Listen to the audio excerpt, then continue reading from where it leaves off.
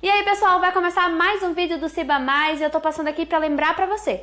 Pega o seu bloco de notas, pega a sua caneta, fica atento ao que o Pastor Márcio vai falar, que a gente tá trazendo mais um episódio da nossa série sobre escatologia, tá bom? E aí, tá esperando o quê, hein? Chega mais!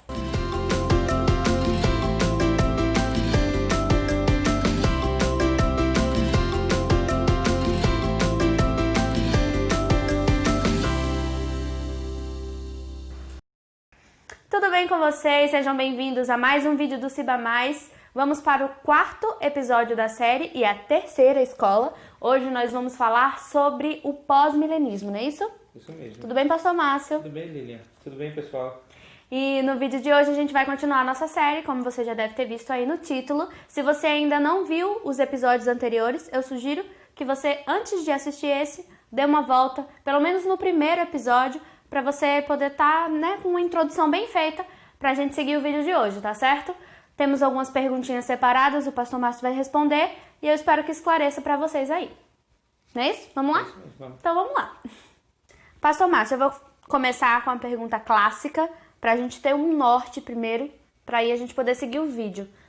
Explica pra gente qual que é a visão do pós-milenismo.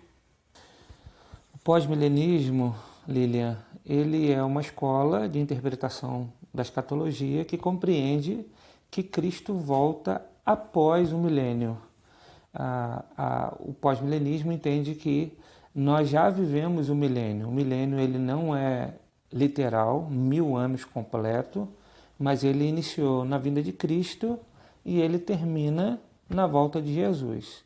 A grande questão é que o pós-milenismo acredita que o reino de Deus vai ser implantado na terra a partir da pregação do Evangelho. Eles acreditam que o Evangelho vai expandir de tal forma, o reino de Deus vai expandir de tal forma no mundo, através da pregação, que o reino de Deus então vai ser implementado numa perspectiva muito positiva. Eles acreditam que haverá uma paz mundial, quase todo mundo se converterá a Cristo e ao Evangelho. Então nós teremos uma igreja cada vez mais crescente, uma igreja cada vez mais forte e onde a grande parte da população mundial se converterá ao cristianismo. Então eles acreditam que há um crescente do Evangelho numa visão muito otimista. Então basicamente é isso, eles acreditam que nós já vivemos esse reino milenar de Cristo, esse reino é gradual até a volta de Cristo Jesus. Pastor Márcio, queria que o senhor explicasse agora como é que eles entendem, a visão do pós-milenismo entende a questão que a Bíblia traz, aliás, as questões que a Bíblia traz com relação à grande tribulação e à vinda do anticristo. Então, essa pergunta é muito boa. Por quê?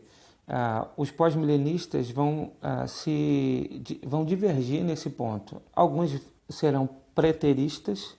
O que significa? Eles acreditam que essas profecias que apontam para uma grande tribulação, para um tempo de perseguição da igreja, isso tudo já aconteceu no início desse milênio, quando houve a destruição do Templo de Jerusalém, no ano 70 depois de Cristo.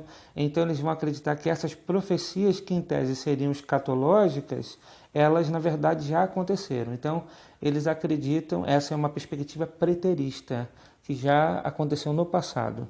Mas outros acreditam que no final desse milênio, Satanás vai ser solto e então ele vai trabalhar e haverá essa grande tribulação, esse momento bem complicado na vida do mundo, onde a igreja é perseguida e aí Cristo volta para derrotar Satanás.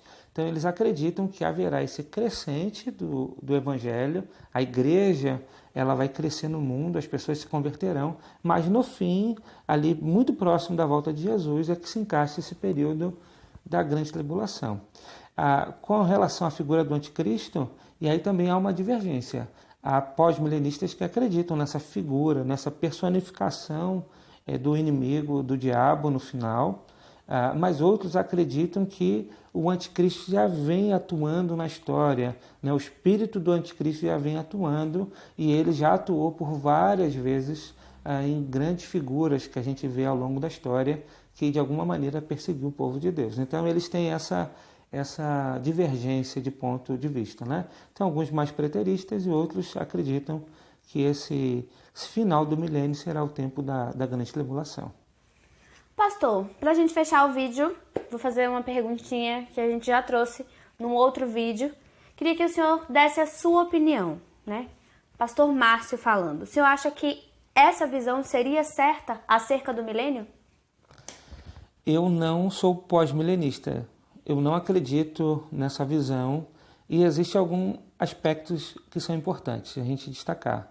O pós-milenismo, ele cresceu no quarto século, com alguns homens, alguns grandes teólogos daquele tempo, como Agostinho, Eusébio, mas ali era um tempo muito propenso para a igreja, né? A igreja vivia num momento importante na virada da história, vamos dizer assim.